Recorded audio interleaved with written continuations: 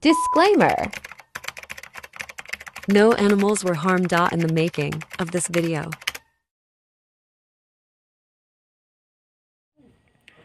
Alright, good evening mga boss. Today is April 5, 2024. So flex po tayo ng mga quality breeding materials na pwede nyo panimula guys. So yung nakikita nyo, yan po ay isang F1 Jugod Gray. Ang ipiplex po natin guys ay mga digmaan banded at BBC banded. So yan po ang ating Jugod Gray. Disclaimer, no animal were harmed in the making of this video. This video is for breeding purposes only and for sharing to our backyard breeders. Yan naman guys, ang ating Boston Esculin. Ayan po, yung ating Boston Roundhead F1 Martin Esculin. Sila po guys ay mga digmaan banded.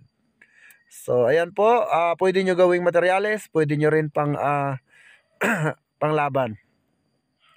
So ayan po ang ating number 2, isang Boston Roundhead na banderado. Number 3 naman mga idol ay ang ating Raptor Sweater. Ayan, high station, bulto katawan. Digmaan banded. Ayan, mabalika. Talagang maganda ang sukat nito mga idol. Yan ang ating signature line Raptor Sweater mga par. Napakagwapo, hindi lang pang pamilya, pang sports pa. So hindi muna ako magpapakita sa ating vlog guys, no? So ayan po ang ating Raptor Sweater, napakaganda. Grabe, ang ganda ng sukat guys. So napakagandang panimula bilang isang magmamanok. Ito naman guys, yung ating number 4, Raptor Sweater na Picom. Ayan guys, kung mapapansin nyo, isa siyang pungkan. Nako, napakaganda. Pungkan na pungkan yan guys. So lalo pagka maliwanag. So nag-video kasi tayo gabi na sa sobrang busy natin. No? So yung ating number 4, Raptor. Napakaganda guys. Grabe. Yung tindigan niya guys talagang good as materials guys. Ito naman yung ating Super Brown Red SBR by Mount Banahaw Game Farm. So tignan nyo guys, itsura guys. Napakatikas guys, tignan nyo naman. Grabe. So yung galawang mga ganyan guys, alam nyo na. Alam nyo na kung gaano katindi pumalo yan. Yan po ay pure SBR, kaya pwede nyo po gawing materials, no? So kung gusto nyo magpalakas ng materials, so dito na kayo sa GTP. Ito naman guys, ang ating Raptor Sweater ulit.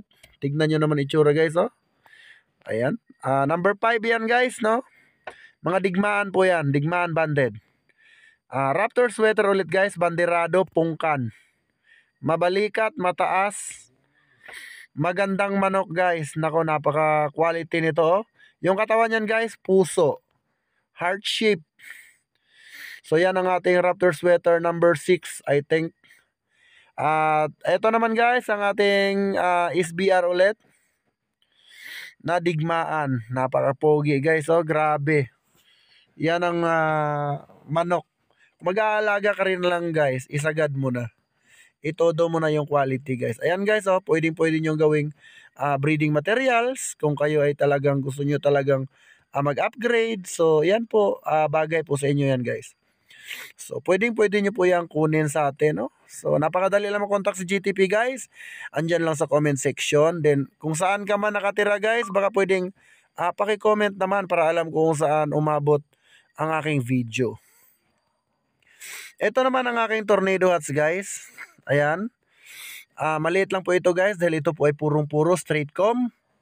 At kung sa performance lang guys, ay ina-assure ko sa inyo na matutuwa po talaga kayo. So yan po ang ating Tornado Hats guys, no? Na pwedeng